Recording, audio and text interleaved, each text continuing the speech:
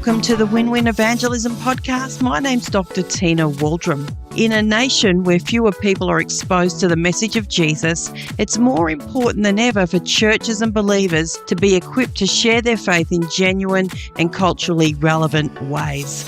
I'm the Director of Evangelism in Australia, and for the past 30 plus years, I've been training and equipping churches and believers to share their faith in relevant ways.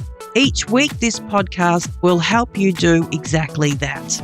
Enjoy the weekly interviews and teachings, and be sure to check out the questions in the show notes. These questions are designed so that you can use them in your church small group or simply by yourself. We're here to win, win, win. Friends, I have a very interesting story for you today. I'm talking with Lachlan Shipard, and Lachlan is a relatively new follower of Jesus.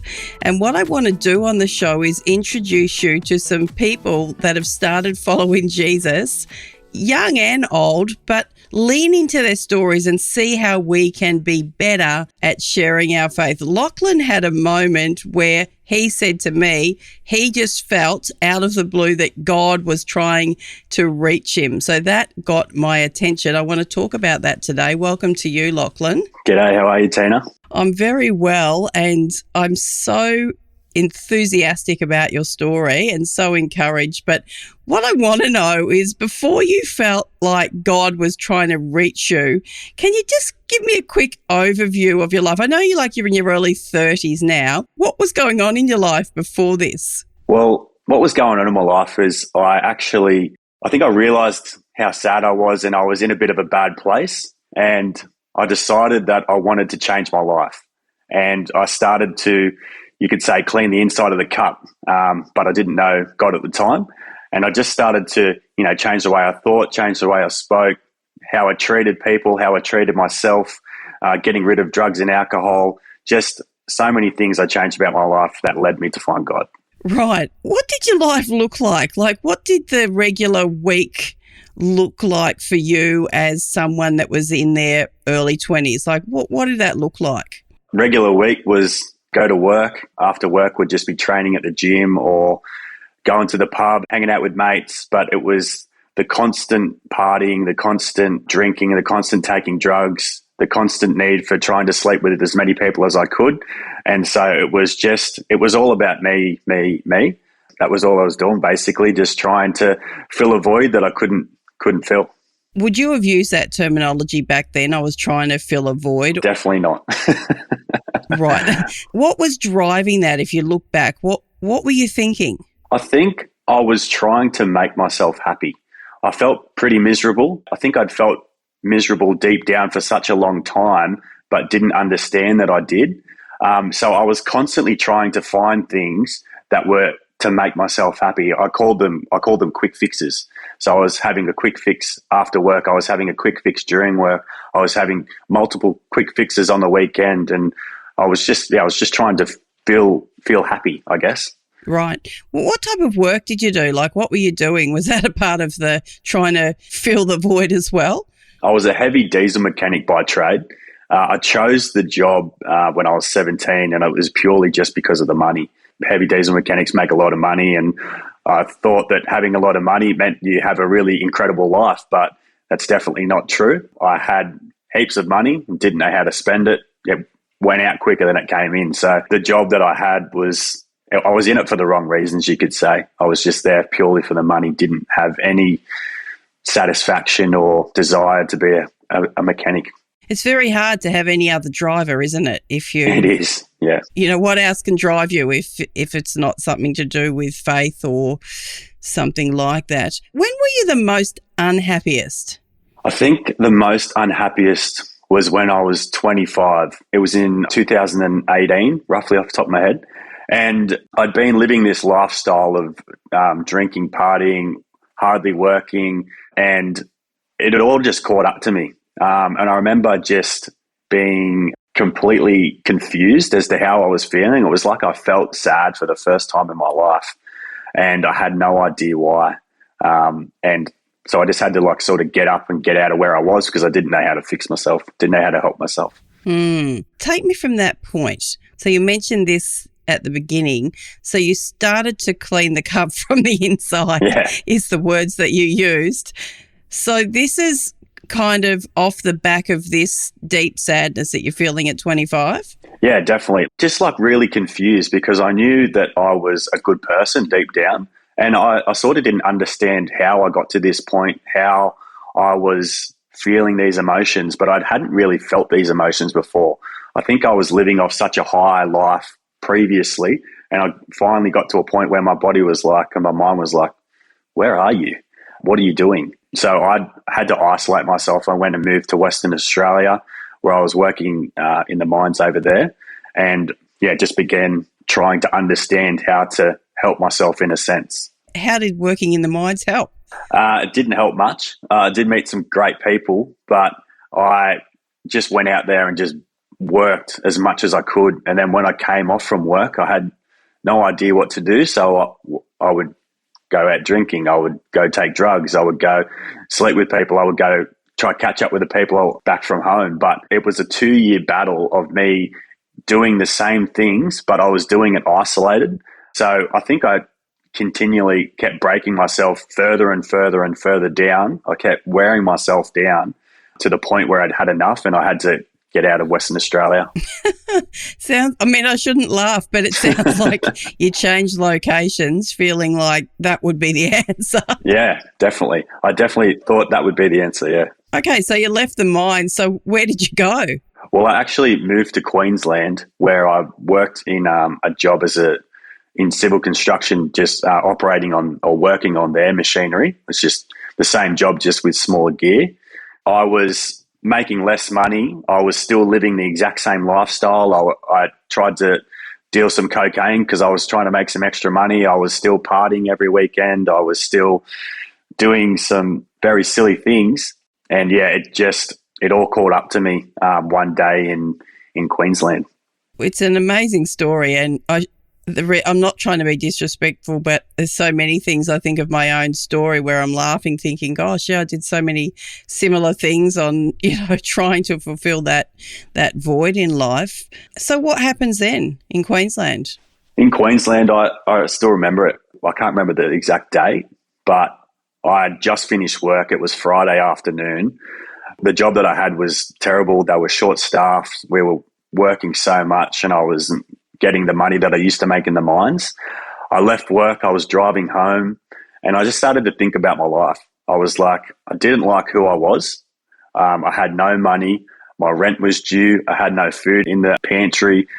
I was constantly smoking cannabis. I was not around people that were helping me out. I just felt like I had no one helping me. I had nothing basically, and just broke down during the car ride on the way home, just cried the whole 50-minute drive in traffic, and then got home and just locked myself in my bedroom for the next 3 days and just smoked cannabis, ate food, and then went to sleep and just did that on cycle for 3 days. That was, I say, the turning point, because when I woke up on Tuesday morning, it was like I'd been lifted up again and I'd been given a second wind. All right, so that intrigues me. So you wake up, and is this the point where you feel like, I think God is trying to reach me?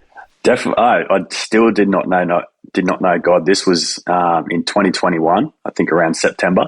I thought it was myself. I was like, come on, mate, let's go. Let's get up. Let's do something else. So I contemplated on moving back to Western Australia to try and make more money, or to move back home in Newcastle to move in with some friends and be around some people that could help me out.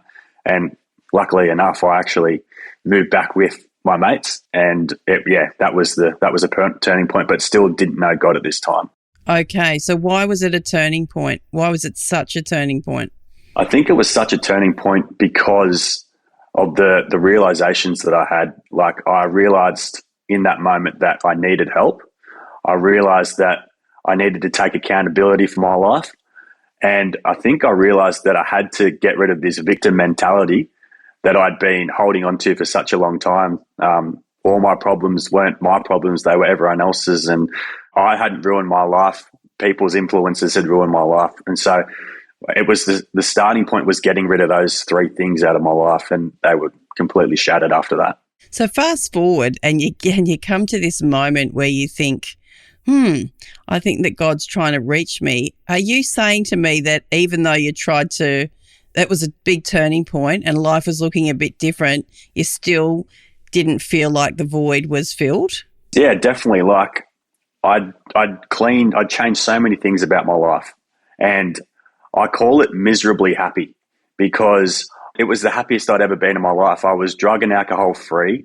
I was fit and healthy. I had great people around me. I'd changed my career to helping people. I'd changed all these things about me. I could talk to people, have a normal conversation when I wasn't on drugs or alcohol. And I was still miserable. Like I felt like, why do I feel like this? Why am I still feeling like I'm not enough or feeling like I haven't done anything crazy? Because I had changed so many things about my life, but I just still felt like there was something missing and I still couldn't figure out what it was. Let me ask you a question. Are you equipped to share your faith? Is your church ready to do the same? Our evangelism training helps both individual believers and church leaders foster a culture of evangelism. It equips everyday Christians to have natural faith conversations and provides pastors with the tools to train their church. With flexible online resources, you can learn at your own pace, anytime, anywhere. Don't leave evangelism to chance. Visit evangelisminaustralia.com to get started.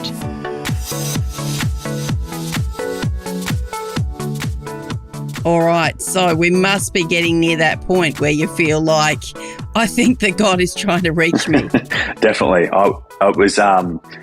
It was around July 2024, and I was in a relationship, and this girl that I was in a relationship was really nice, incredible person, but the relationship just sort of fell out from underneath my feet, and I was sort of contemplating, am I going to marry this person or am I going to leave this person? We had a dog together. It was a really confusing time because it just fell out from nothing. After that sort of encounter and then moving back in with my parents at that time, that's when I had the light bulb moment, when God came to me and said, reach out to me. How did that even look? I mean, that not many people say that. Oh, yeah, had a light bulb moment. God just came and said, "Reach out to me." Where were you? How did it look? Well, I was sitting in my bedroom at my mum and dad's house, and I was just sitting there, and I remember I'd been thinking about it for a couple of weeks. I was like, I've got a new, fresh start at life. I'm going to go move to Canada. I'm going to go volunteer. I'm going to go figure out, what life's about. I'm going to go find who I am. And I was sitting in my bedroom and I just had the thought that God wanted to speak to me. And I said, that's ridiculous. Like, I'm not doing that. I'm not reaching out to God. Like, what does that even mean? Like, the thought was so extreme. I'd never even thought it before. And I said, not doing that. And I was like, I got Canada on my mind. I got saving on my mind. I'm in this great new place. I don't need God. Like, I'm going to go help myself. About 20 minutes later, the feeling came back. The thought came back. It just showered me with you have to do this now. Like, you have to come and talk to me now. And then I was in that moment, I was like, all right, I have to do this. I have to talk to God somehow. And it was just that's what happened. It just sort of come over me. Such a great story.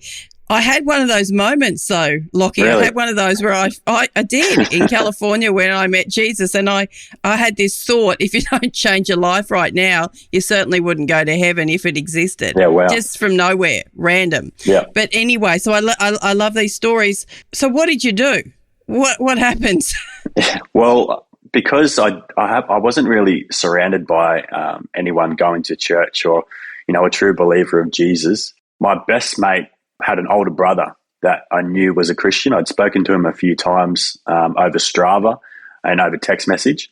And I just messaged him and I was like, hey, bro, what are you up to? I think God's trying to talk to me. Can you help me out?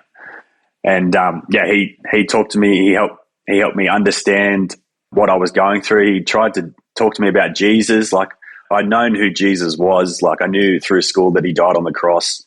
And that was about it. But still, he kept saying all these beautiful things about Jesus. And it was like it was all going over my head. I was just like, I don't get it. Right. So when did you get it? When did it kind of lock in? Well, we're doing like a Bible study on through the week, and I actually went to church with him that weekend and gave my life to Jesus, but I still did not understand it. I just felt like I was being guided here, guided to this place, and I just gave my life to Jesus. But it wasn't until the next week. So the next week I was trying to pray. I was trying to be a Christian, you could say. I didn't know what I was doing. Like, I was just trying to be better. From when I woke up to when I went to sleep, all I could think about was God. And I couldn't understand why he was just taking over my whole mind every single second of the day. And I went to church the following Sunday, and it was an incredible service. And Dave, the pastor from the church that I was attending, came over and gave me my first Bible that night.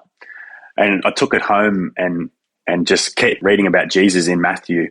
And it just sort of clicked in. Like, it was just sort of like, Jesus died for me. He's calling me right now.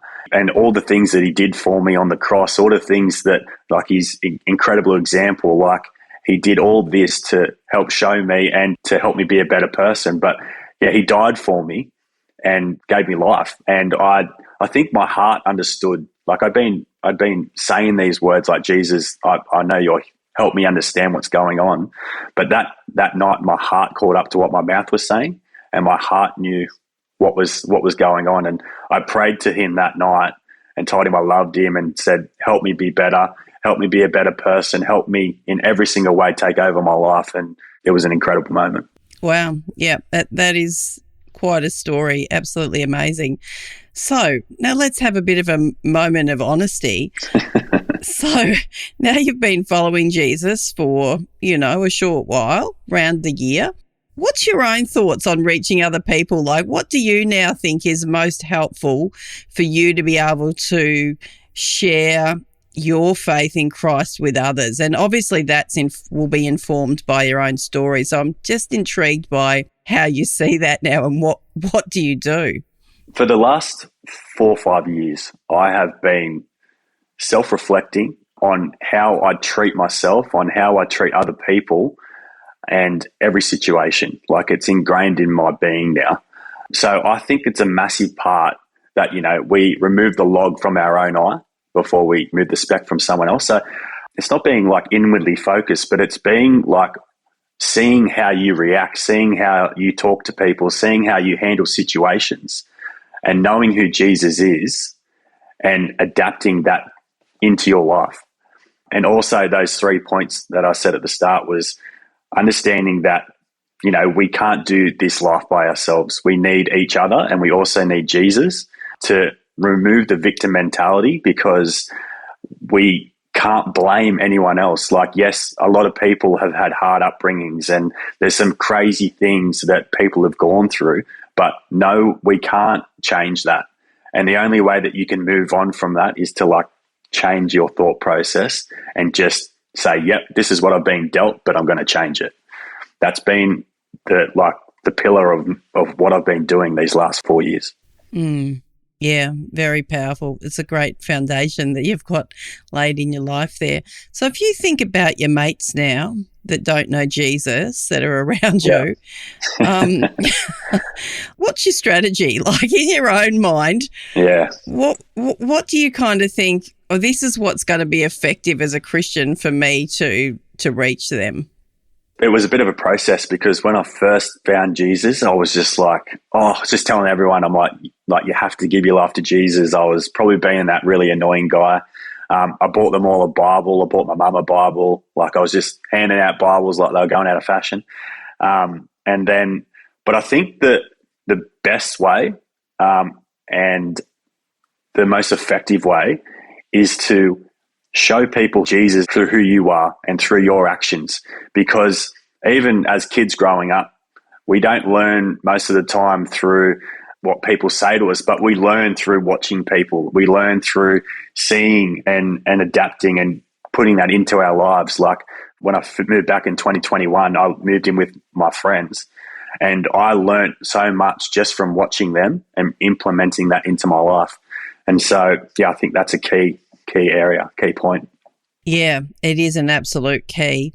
Were there things that Christians did when you were in that journey, before it really locked in, so to speak, were there things that Christians did that were helpful, and were there some things that you just were like, that was not helpful? Yeah, I think the biggest things was, it's hard because, and I understand it now myself, because all I want to talk about is Jesus. And I think we can scare people off because it's very confronting. Like, the enemy has lots of, guards up in people's bodies. So just coming in and being like just Jesus, like you need to give your life to Jesus and just going for it can be very like confronting and can sort of make people step back. And it didn't make me step back because I just knew something was happening, but I've seen it, and I've also done it myself when I've been out doing outreach and things like that.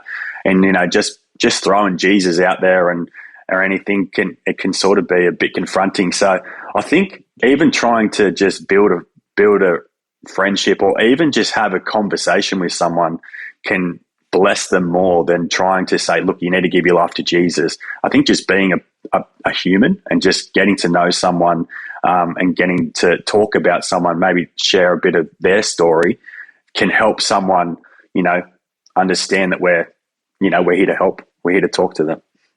Yeah, exactly.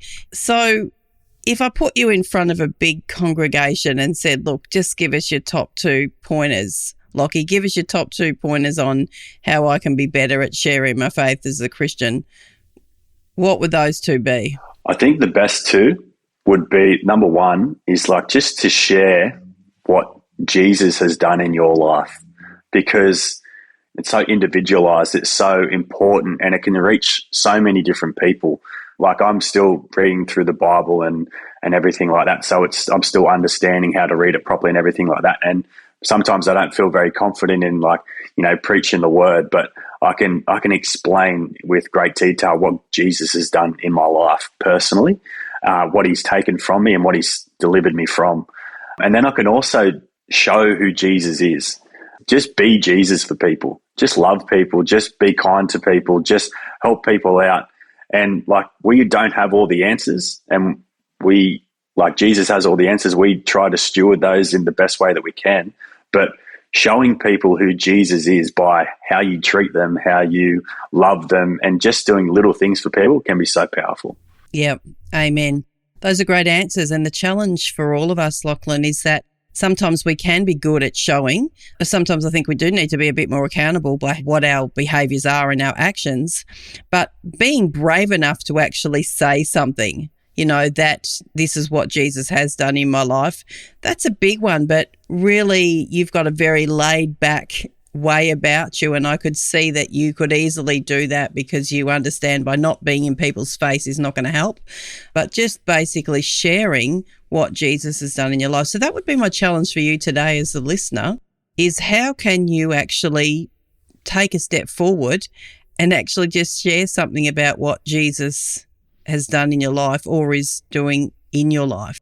So that would be a great challenge. Lockie, what an amazing story. Thanks, Tina. Oh my gosh, so great to talk to you. And in the show notes, I'm going to drop a link to how you can stay connected with Lockie on Instagram, and you can have some conversations there if you want to.